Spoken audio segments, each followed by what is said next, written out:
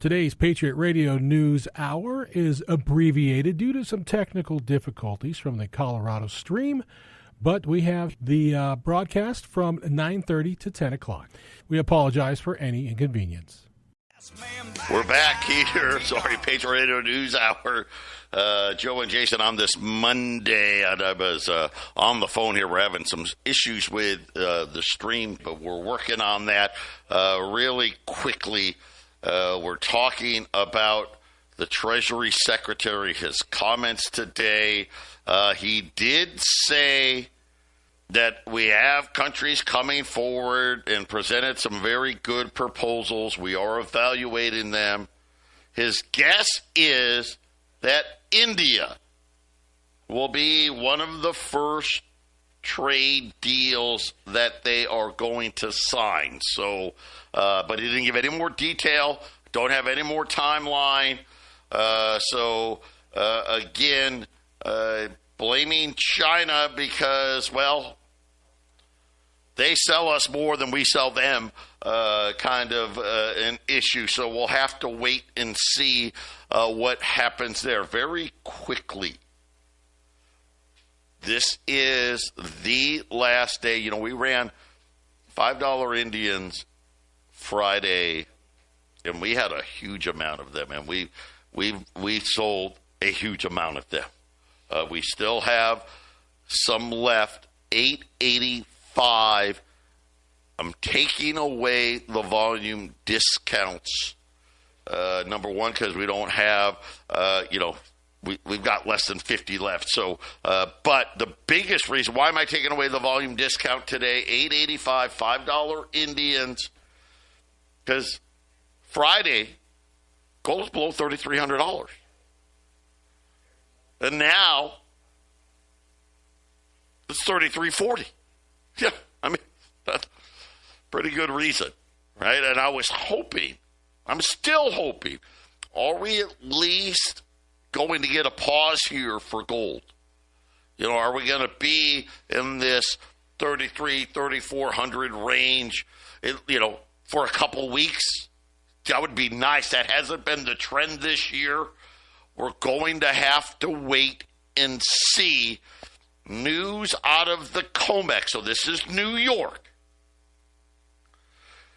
They're saying that the physical delivery coming out of the COMEX, they're calling it unprecedented delivery volumes in gold since the election. Now, we know a lot of gold came in from London into New York, and people were like, okay, are we going to get the tariffs? Are we not going to get the tariffs? Now, the delivery volume, April. So, right, we're just ending now. The April contract's over.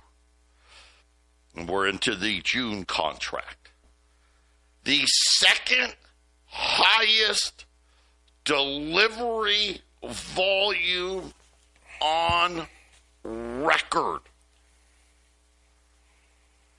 64,514 contracts. Now remember, every one of those contracts is 400 ounces of gold.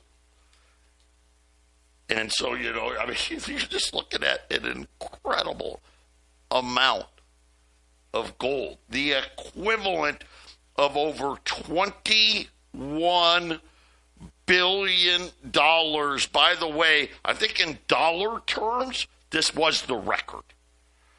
But as far as delivery ounces, the second largest volume contract in COMEX history. What does that mean? Joe, tell me. What does that mean? That means people took delivery at volumes that we don't see. Most of the gold contracts, right? They're just bets. hey, I think it's going to go higher, or I think it's going to go lower, right? They don't really want it. They don't really want to take the gold. They just want to bet on whether the price is going to go higher or lower. Apparently, Jason, they're taking the gold, and according to the COMEX, delivery positions remain elevated. They're saying that potentially are people smelling blood in the water? Is this a test of the COMEX? We know England's having a problem making deliveries, right? They're saying, hey, you got to wait 8 weeks. Hopefully, so far, I just want to be clear. I've heard of no delivery issues coming out of New York other than unprecedented delivery volume seems to be continuing. And Jason, I think it's really simple, which is, hey, you know what? I'm going to go and hold more safety. I'm not going to buy more treasuries. I'm not going to, you know what? I'm not going to mess around in currency. You know, Scott Bassett spent 20 minutes talking about why the euro needs to be cheaper and everybody needs to start lowering interest rates. Jason, I think this is obvious. This is the state play. This is what we're seeing here. People are saying, send me the gold, because that's how nervous I am about what may happen. As you know, one hiccup in our treasury market, just one, and you're going to see absolute bedlam in the markets. Yeah, I mean, it sure seems that the physical market of gold is muscling the paper market, Joe, and it sure seems that the gold purchasing is not going to slow down. We keep seeing record levels, and so it's a great time to be getting into gold and silver. I know a lot of people say, "Oh, I should have got in a year ago." And Joe, you've done this longer than me. How many times have you heard I should have got in some time ago? Well, but the cost of a loaf of bread back in 2001 was also cheaper, right, Joe? It's what you're doing is just what Joe said earlier. You're protecting yourself. People want to be protected. They don't know if they want to throw their money in the market. What's going to happen in the market in the next year? It's a scary place. Well, this is why gold is a part of portfolios around the world, because it puts a stronger position, Joe, because who knows what stock's going to do good or what crypto's going down or what business is crashing. We don't when the next Enron's going to happen. We don't know that stuff, right, Joe? So you want to be positioned right. And it seems like the whole 5 to 10% gold position is more like a 20 to 30% gold position for a lot of people, Joe. When we get back, JP Morgan has updated its gold price for the next 12 months. And now we're starting to hear a brand new number. 800-951-0592. Joe and Jason, Patriot Radio News Hour here on this Monday. I just got, no surprise, a new price sheet from the wholesalers. This is it. The very last day. $5 in, it's $8.85. That's $45. It's going to be $45 off. So it's going to be $9.30. By the way, right now in the old gold, this is the cheapest way to go. $5 Indians, and they're less than $5 Liberties. I think $5 is like $900, $915 maybe, something like that. It's going to be $915 tomorrow. I know that. Get as many as you can here. $885 at 800-951-0592. And here's the latest. JP Morgan now upping its gold price for, I don't even know what, fifth, sixth time, saying that they expect $4,000 gold within the next 12 months. So $4,000 gold by this time next year. Listen, I think we're going to have $4,000 gold by the end of this year. That's just where it looks. But people aren't done now. Who was the latest? Frank Holmes. He's a big global investor, big into the gold markets. He's a commodities guy. Said that gold's going to be $6,000 plus before Donald Trump is out of the White House. And here's what they're saying about all of this. When they look at why, what are they talking about? First, the People's Bank of China, the largest sovereign gold buyer for the fifth consecutive month, adding 27 tons to its reserves, bringing their official total now, China's official total, over 2,300 tons. It is the highest in their country's modern history. And, of course, every time they add, it's the highest. But there was more. They said, that's not the real number. When you look at China's insurance companies and China's commercial bank holdings, if you would add those into the number, China would have the second largest gold holdings in the world. And really the only debate is how close are they to being number one when you factor these in. And then they started talking about Xi Jinping ordering his insurance companies to double the amount of gold that they initially planned for them to have. And they've got a 10-year plan. Listen, it's going to be a huge part of what they are doing. And they're talking about, hey, when this is over. So right now, everybody's talking about what? Cutting rates. Who's going to have the stronger currency? Who's going to have the weaker currency? Who's going to buy all this debt? Blah, blah, blah, blah, blah, blah, blah, blah, blah. Tariffs and all that.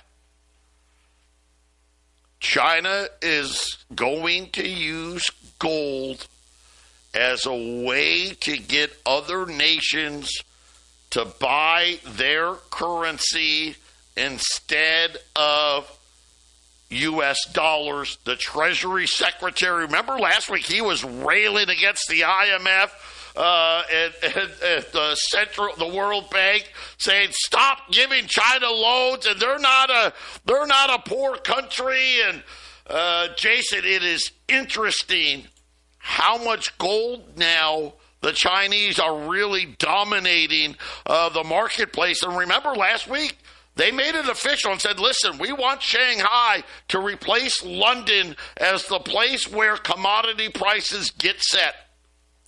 And this is why I think physical is starting to push paper price around, because this is a physical play. You know, so, Joe, what do you, if you had to guess, do you think China, what do you think their gold level really is? Because I don't think it's the 2,000 whatever tons, 7,000 tons, 5,000, 12,000 tons. Here's what I only want it to be somewhere approaching 5,000. Having said that, my fear is they're much closer to us than we want to admit. If China gets to the point where they can say, we've got more gold than the United States, that's a dangerous place. And again, if China, when I start looking at this, so last year, at the end of the year, they said our insurance companies are going to start buying gold. Then they came out and said, wait a minute, we're going to double the pace of how much gold we want them to buy. And oh, by the way, here's where we want them to be in 5 years. Then you have the Chinese banks themselves, their commercial banks. You know, what does that mean? Okay, like J.P. Morgan, like Bank of America, Wells Fargo, they're buying gold. Right? They're not buying stocks. I mean, I'm sure they are, but they're also buying gold. But when you talked about China last week saying we want to replace London, the one thing I think that could force the issue is if they came out and said, we've got the most gold in the world, we set the price. That would make sense to me. So I'm hoping they're not there yet, but I think that's the goal. I mean, I think it's pretty obvious that's the goal. We'll be back. Final segment. 800-951-0592. Very last day here, $5 Indians. You know I love them. They're the best coin in the world. They're awesome looking. They're $885 until we run out of them at 800-951-0592. It is the cheapest way to buy old gold from us today. Jump on it. Jump on it. Very quickly here. Portugal, which is in the middle of a massive power outage, says that it was sparked by a rare astronomical phenomena that they said created extreme temperature variations in the Spanish electrical grid. The oscillation in the very high voltage line known as what they're saying as induced atmospheric vibration is what led to this. Now, does that mean it was naturally occurring? I don't know. Kind of interesting. Let's hope. I mean, it's never good, right? But let's hope it wasn't something where they're going to try to place blame on whether it be Russia or whoever. And then, ready for this, Sheen. If you have somebody, i.e., you know, I'll say the wife because I don't do anything online, that buys stuff online, they know who Sheen is. They are huge. Well, the effects of the tariffs have just arrived. Sheen said that they've raised thousands of prices on many items sold to the U.S. A 10-piece kitchen towel set up 377%. Kitchen and toy home categories increase of 30%. Products in beauty and health also saw steep price hikes with top 100 items averaging a 51% increase in just a single day. So, Jason, I think we're going to start seeing now the effects here. And, you know, the stuff that people brought in ahead of time are running out, and now people are going to be left here. We're going to see different. You know what? Here's what I'm noticing: airline prices are falling. I think that's great. If you're going on a trip, if you're not going on a trip, doesn't matter. But we're going to start seeing more of these, and these were big. I mean, you're hoping for. Well, gosh, if it's, then again, a lot of this stuff probably coming from China. If you're getting hit with 145%, kind of makes sense that at least 50% of it's going to go to the end product. You know, airline ticket prices going down means people not flying. I just wonder if this that's the thing, yeah. Is this going to be the summer of nobody has money and inflation? If we have the summer of inflation, then travel and tourism shutting down is a huge indication that people have no money, Joe, and it's going to get worse. And if we don't have stuff, then the stuff's going up. What a bad situation. The price of stuff going up and people don't have money to buy it to begin with. How bad can it really get, Joe? That's supply and demand, and it's the worst version. Yeah, there you go. Texas now screaming for rate cuts. The Dallas Fed Manufacturing, they just said it went to an 11, a negative 35, way below expectations. Here we go, guys. Buckle up.